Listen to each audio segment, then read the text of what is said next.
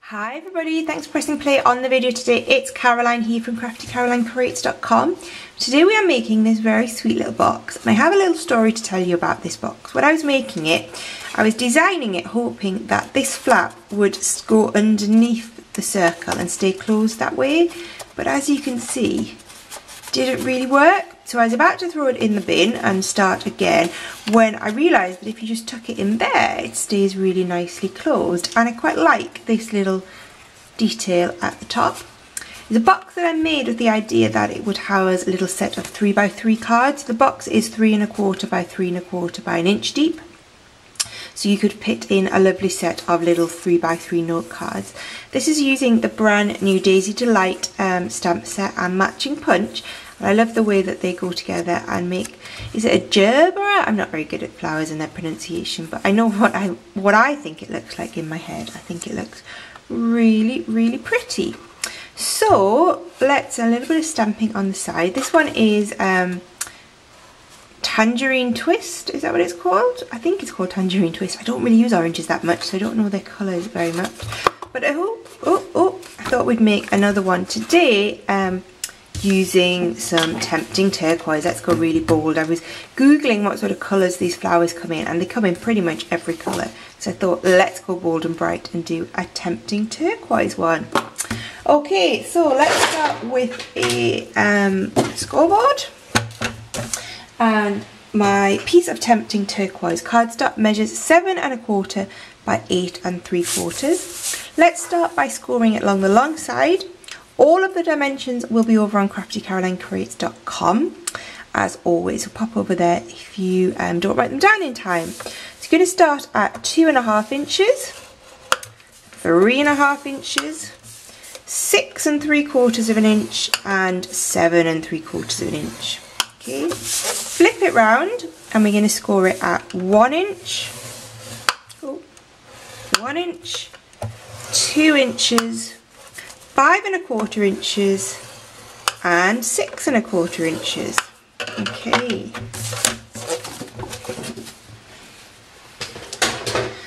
Let us now do a little bit of folding and burnishing along all those score lines.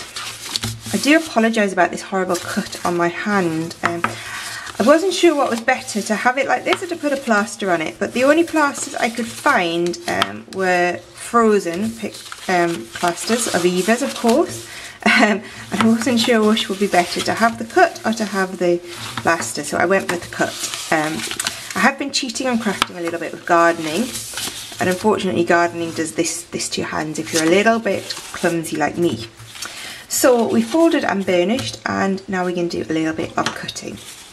So we are going to start, and these score lines that go in this direction, I'm not sure how well you can see those actually, so you can see here, 1 score line, 2 score line, we're going to cut up them to, we go over 1 score line that way and 1 score line that way, so we're going to cut up to here, and we're going to do that on all 4 corners.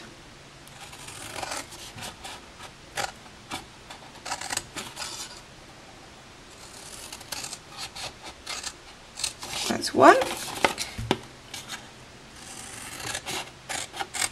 I must say I am enjoying gardening though. We've got a lot of, we're not doing flowers so much, but a lot of vegetables. We're at the stage now where things are starting to emerge. We've got a lot of strawberries coming, we've got a few courgettes and potatoes doing really well, so really exciting actually. I am a little bit converted to gardening for the first time ever. Okay, so those are, I'll stop babbling on about my garden and show you where we're up to. So those are all cut like that. Okay, I'm going to do exactly the same thing. One side obviously they're just a little bit longer. We are going to cut off 2 squares on the outside, so both squares come off there, and then here we're just going to cut like that. Okay, so this end we're going to cut 2 squares, and this one we're just going to cut off 1. So we're left with that sort of shape. It's very similar to if you've seen me ever make a sort of a reinforced box where we cut off this sort of L shape at the corner. We're sort of doing that. Okay.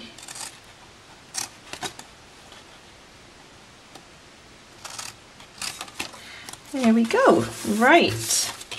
Now before we do anything else, we can do a little bit of stamping All of the stamping today comes from Daisy Delight, which is in a new catalogue stamp set, and of course there's a gorgeous matching punch that goes with this stamp. To begin with, we're going to use these 3 little daisies. These are all connected, so they come on a single stamp, which I've already got there, and then some Tempting Turquoise ink for some tone on tone stamping. And where we're going to do this is these 4 long rectangles here are going to be the sides of a box, so of course that is where our daisies are going to go.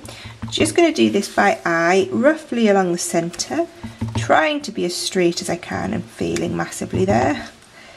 It's a bit hard for me to do it with the camera in the way, but if you do it like I did on this one, you can get it quite straight, quite neat.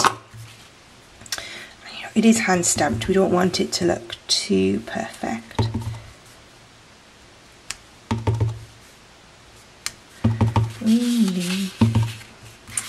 Oh, there we go.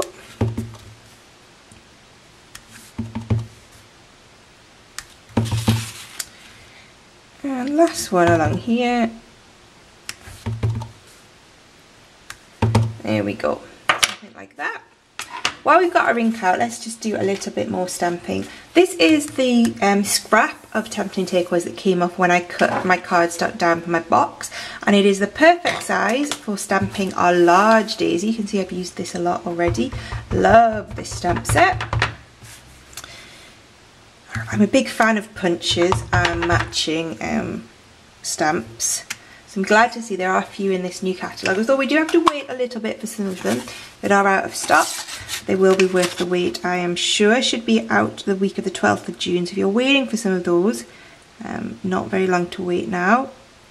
Just going to line that up and punch that out. This is the matching daisy punch. And these daisies are big, I think they're about 2¼ inches, maybe a little bit bigger in diameter. Okay, so those are my daisies. And while we're stamping, let's do all the stamping. So the other thing in this stamp set is there are 2 sort of circles to use for the centre of your flowers. And I'm going to use this one here, which has just got a little bit of texture on it. And of course, we're going to do it in Daffodil Delight for nice, bright, summery flowers. I need a tiny scrap of Whisper White cardstock. Here we go. And open that up. And just stamp that. So you can see it just gives a little bit of texture and depth to that centre. And this punches out perfectly with the 1/2 inch circle punch. There we go. Okay, so let's just, should we build this up while we're at it? Let's do that. So a little bit of Tombow in the centre of that. And then just going to line these up offset. Oh, that looks really nice, doesn't it? I like that colour. And then again in the centre, a little bit of Tombow, and we can pop. Oh, sorry, the lighting's changed. The sun keeps going in and out today. There we go. Okay, that is our beautiful flower. So what we need to do now is build up our box. So before we do that, a little bit of corner rounding. Now Stampin' Up! Don't actually have a corner rounder in the new catalogue, I think because they've stopped their association with Project Life, and because these are Project Life branded, they're not available anymore. I imagine that that will be sorted pretty quickly though. So we are going to basically round all of these corners. If you don't have a corner rounder, you can use your envelope punch board. It's a little bit more involved for me to get that out on the camera, but the envelope punch board has a perfectly good, very decent corner rounder built in. So you can use that if you haven't got your hands on one, but I don't imagine it will be long until Stampin' Up! Bring out a replacement corner rounder, because they are so handy to have and they just give a little bit more of a refined finish. Now these 2 flaps, so where we've got a long tail here and a short tail here. These 2 flaps we're also going to round the corners of. You might need to bend your box a little bit to be able to get your corner rounder in, but this will just give a little bit more, even more of a professional finish. Okay.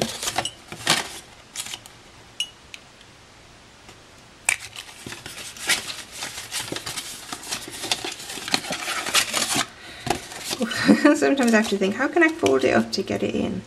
You always can find a way. There we go. Right, let us do some construction. So first thing, where we have this little tail. Oh, I've done the wrong two. I did that one, and I should have done that one and that one. So it's the two. No, I did that one and that one, and I should have done that one and that one. So it's the two flaps next to your shorter tail opposite the longer one. That explains it very well. I don't think it does it? But I will show you. It doesn't hurt that we did the wrong one, but we'll do the right ones as well. Oh, the sun is going in and out and in and out.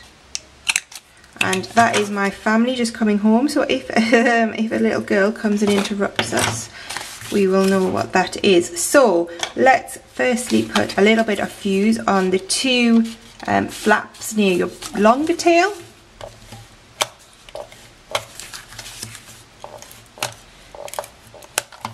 And these are going to stick up just like that, just as if we were making a normal box. Both this section, these two are going to go in, and then we're going to put fuse unusually down here and down here.